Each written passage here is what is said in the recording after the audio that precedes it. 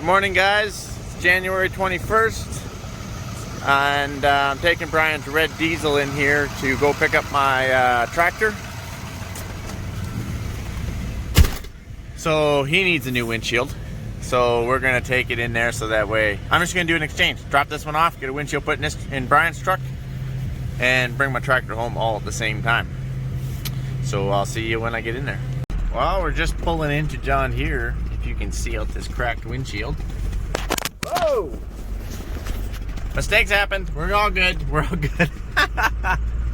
And there's the auger.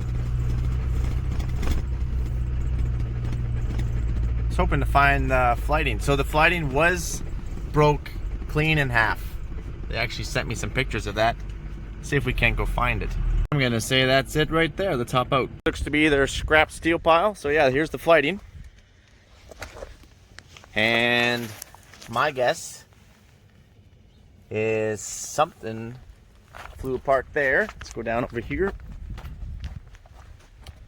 Oh yeah. This isn't it. Just for clarification, these two pieces right here, those look to be, they're green Brent grain cart. That's what those are. What they pulled out would have been these two pieces out of that auger. And this obviously, so there would be, it would slide in, they'd probably stick a bolt in it. Yeah, just like so.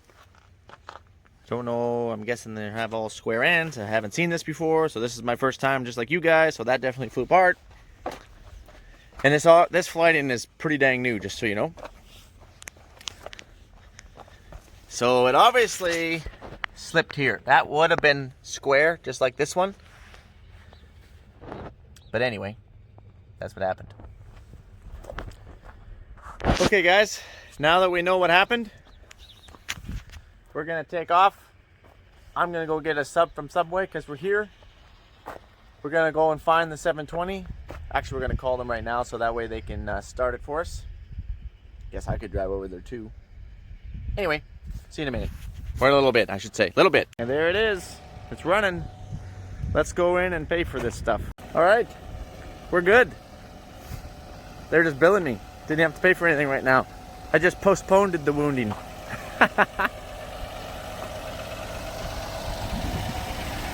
Let's rock and roll. Look at that beautiful window, eh? Never looked so good. Oh, they cleaned it all up in here. These guys are top notch. Vacuumed everything. Got all the shards out of my seat. Awesome. You know, I guess if you're just tuning into this video, you should probably scroll back and watch the video titled That Didn't End Well or something like that when I was pulling the grain auger in, because the grain auger went to town fine. It was after I dropped the grain auger off, went for a coffee, and then decided, well, I need to take the tractor back home. That was always the original plan. And I met a semi. I'm driving down the highway here. I'm in my lane, and I met a semi, and a little stone flew off, and that's normal. He didn't do it on purpose. It was an accident, and it hit the front windshield, and it just poof. Now I was doing about 34 miles an hour. The semi was probably doing at least 100 kilometers the other direction. Notice how I switched miles an hour and kilometers just to really confuse you guys.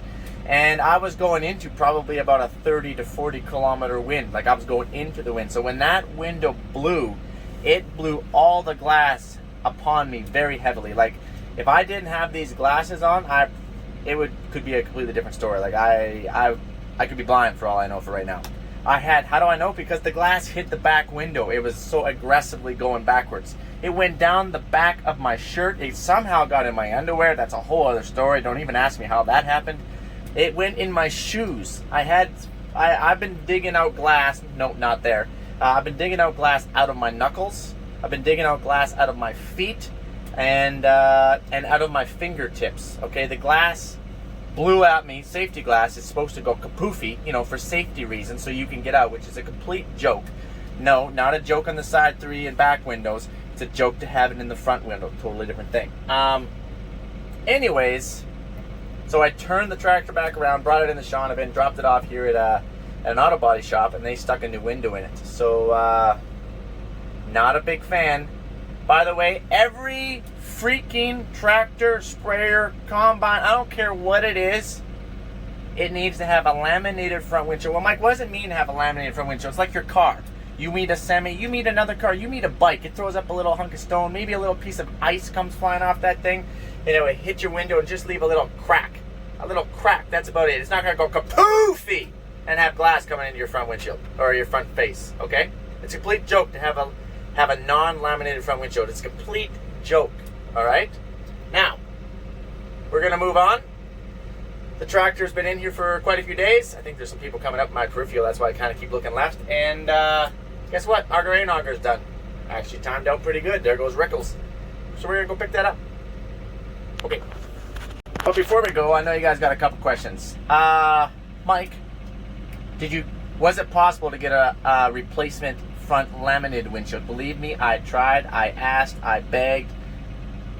I was told it was not possible. Yes, there is different types of things you can put on your window. It would restrict some of your view. I'm not looking at putting plexiglass in the front. I'm not looking at putting cage wire in the front. You don't want to try and be looking through that stuff. And since the windshield kind of curves, it kind of curves into the roof a little bit.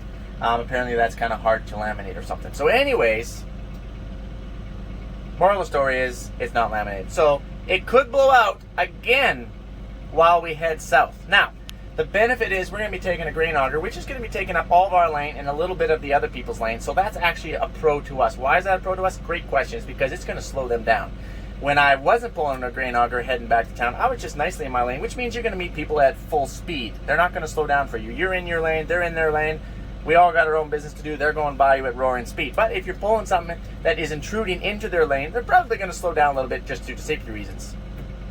Mike, how much was the windshield? I think the windshield was around $2,000 or so plus install. I haven't paid for that yet. That is going to get mailed to me at a little later date. So that's going to be a nice little surprise I'm going to get to come in the mail. So I look forward to that. Now, these guys, A&B Auto, freaking awesome. All right, they did an awesome job. They cleaned this tractor right up, vacuumed it right out, put the windshield in. It looks it is brand new. I can't even tell there's a windshield. It's not even so much as a smudge yet. There's nothing. So they did an awesome job. So huge thank you to you guys for helping me out there in that pinch. And now we're going to go and hook up our grain auger because I guess it's done, like I said, and we're going to head home. All right, now I was saying that. Let's get to getting here, shall we?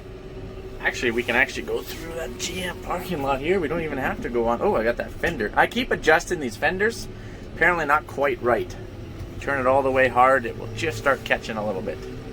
So Mike, you gonna go for another coffee? No, I need to get home. So we're gonna hook up this grain auger, which is fixed, and we're gonna start making some hay.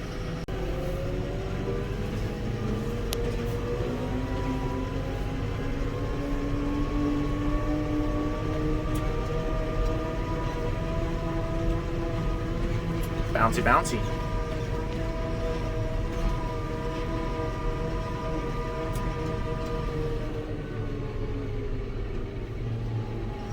Signal.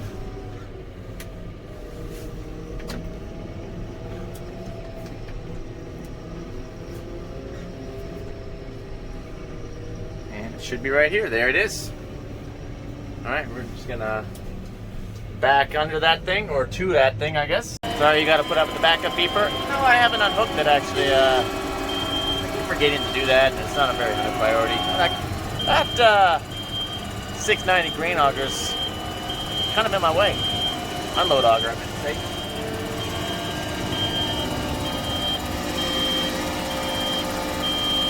So how difficult this is, I'm actually just looking through my phone. And not even looking at the tractor hitch itself. I'm gonna get this. Right there. Stop. Hit our park brake. Pin. Oh. Take the pin out of our pin. See how close we are here.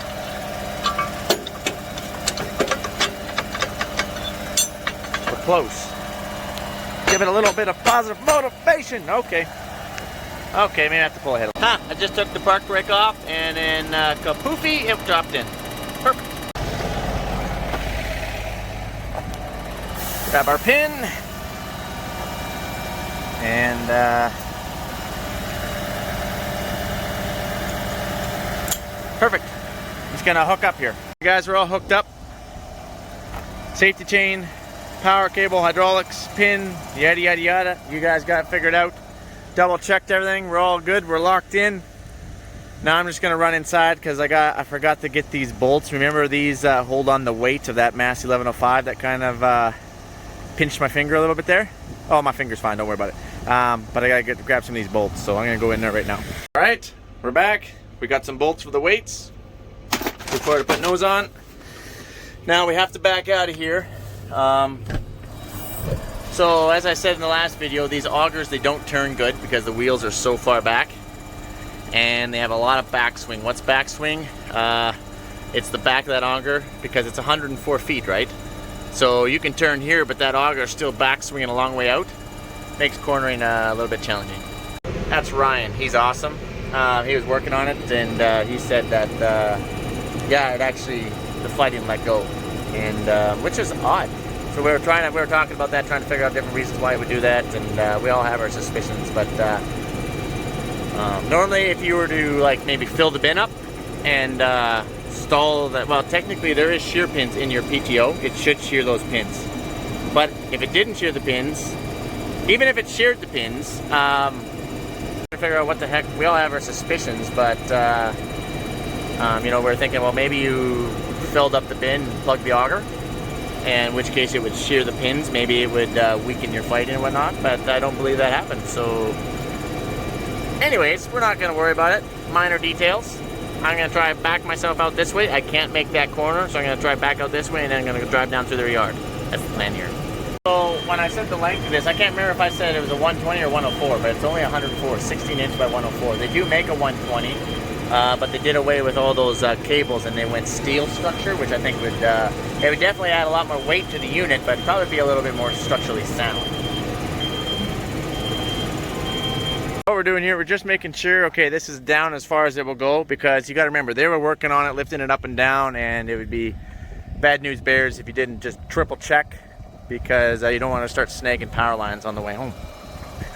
We're just going to head down on here on an angle.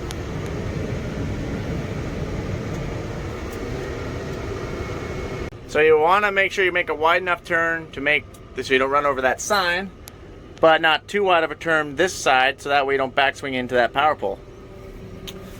We'll see how we do here.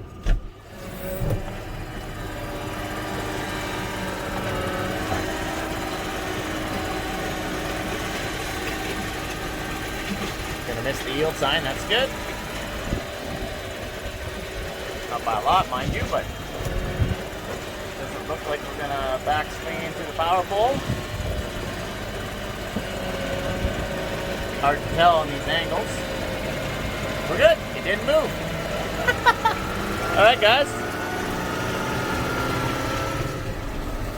Now let's get onto the highway. While I was talking to Ryan there, he was saying that a lot of the new R-Series John Deere front wheel systems are coming out with laminated front windshield. Even the combines now, I think, are starting to come out with laminated windows. So that's awesome.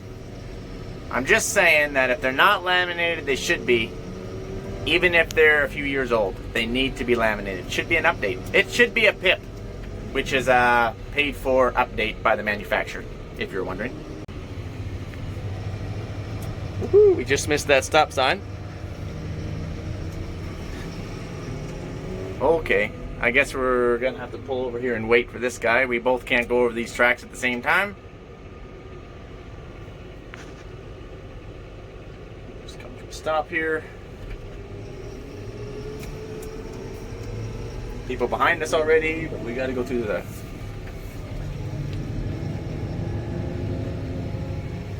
Okay, we're getting up to full speed. If you look in our mirror, the auger tire is right on the yellow line, maybe just inside the opposing lane, just a little bit. That's kind of where you want it. And then on this side, it's over on the white line on the edge of the pavement over here. Now you don't want to get it too close to the edge of the pavement on your right hand side. It starts getting really rough, your auger starts bouncing, breaky, bad things happen. So you want to, you know what I just noticed, you guys? This highway is slushy and salty, and I'm going to get my tractor salty.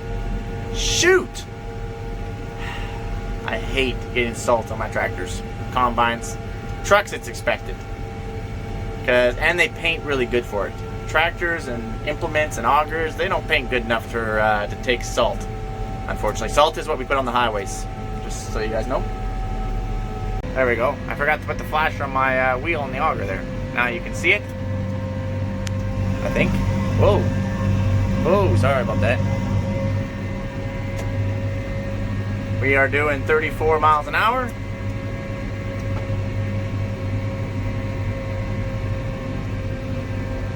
And I'm terrified of meeting anybody.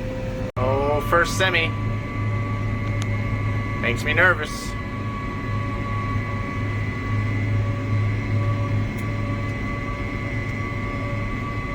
Co-op truck. Whew. Second semi.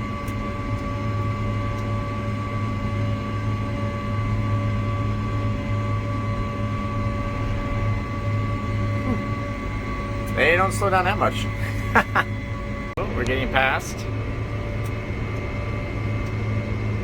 So far the journey has been good, you guys.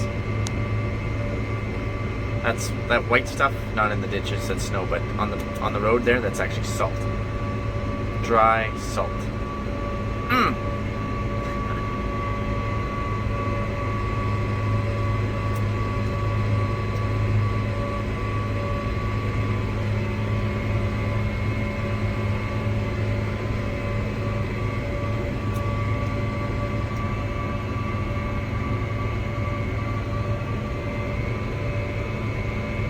Alright, so we're getting close to the valley again. We have to go through a valley. This one is 7% grade for 2 kilometers. You can see right there on the sign. And so it's important. We've been looking in our mirrors to make sure there's been nobody behind us, like a semi, because I don't have a pilot to let people know that I'm down there. Because, you know, maybe I'm 1 kilometer down and a semi pops over the hill behind me, loaded, right? So anyway, we are good. There is no semi or even vehicle for miles behind me, so we should be fine. There's the start of the valley. Now we can meet people coming up. We can just meet people. Now when we take our drills through this, I told you guys that last time, and combines through this valley, and then we have pilots front and back, because we actually take the whole highway. In fact, we can't meet anybody when we're moving those pieces of equipment up and down. So we're going to slow down a little bit here. We don't really want to go down at ramming speed because this auger does push us a little bit.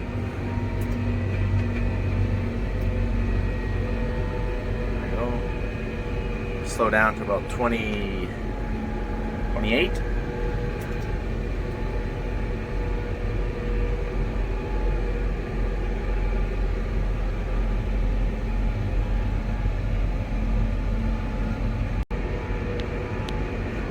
I'm using the engine brake right now. Engine brake is a little button on the floor. I just push it with my heel right there, see? Which is actually an exhaust brake. Now I'm also going to use my actual brakes and push a little bit here.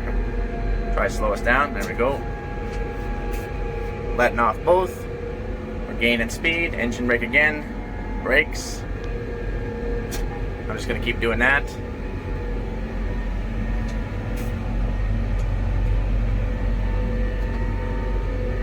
Brakes, pushing us pretty good. There is no brakes on the auger, if you're wondering. There is brakes on our air drills. Good thing.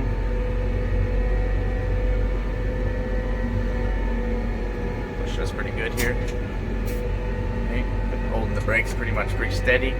Maybe it went down a little fast. That's probably why. Still braking. Nobody behind us yet in the mirror, so that's good news. Still gaining speed. We're consistently holding that engine brake, and we're braking with the brake pedals. We're about to meet somebody, but that's okay.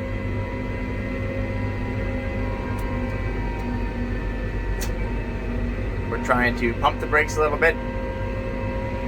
That way we don't warm them up too much on the tractor. It is air brakes on the tractor, I'll have you know.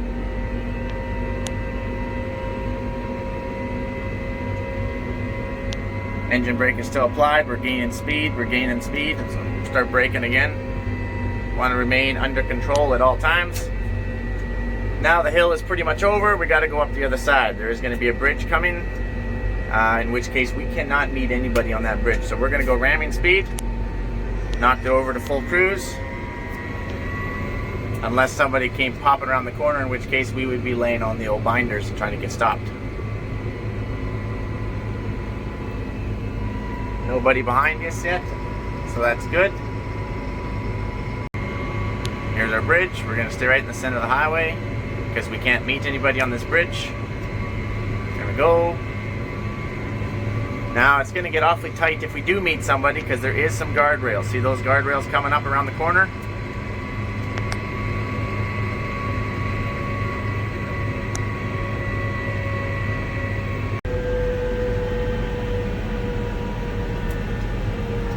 Oh boy. Taking some power. Still nobody behind us yet. We're slowing right down. 24, 23. We got the hammer down, by the way. We got her all the way revved up. Hammer is down. We did not have to shift into first gear last time, and we will not have to shift this time.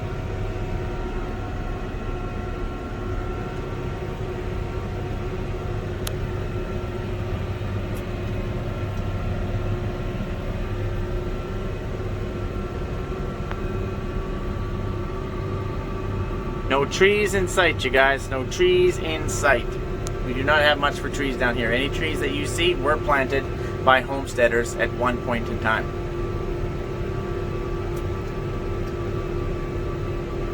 Second set of guardrails. We could meet, but it would be tight.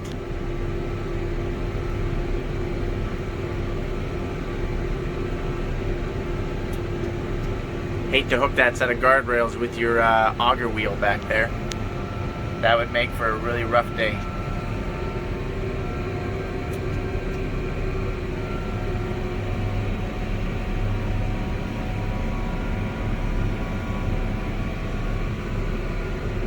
Oh, there is somebody coming here. All good in the hood. Alright guys, we're through the valley. We're picking up speed.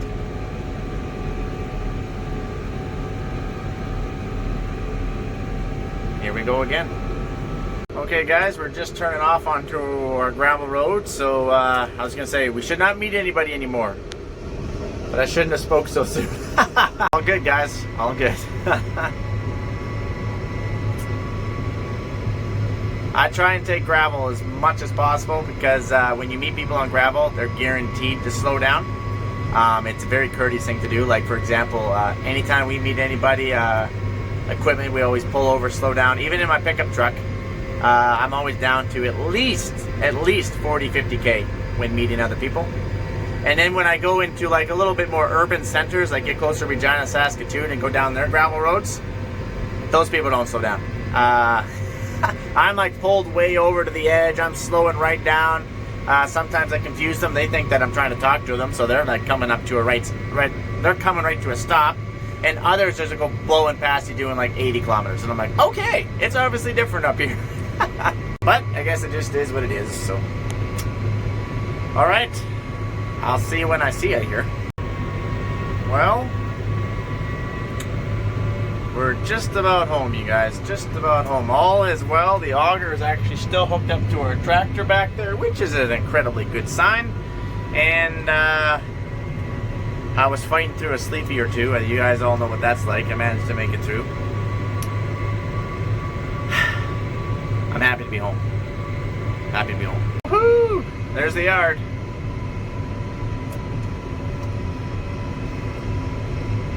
Guys, I think I'm gonna let you go. Yeah, it's just been a crazy week.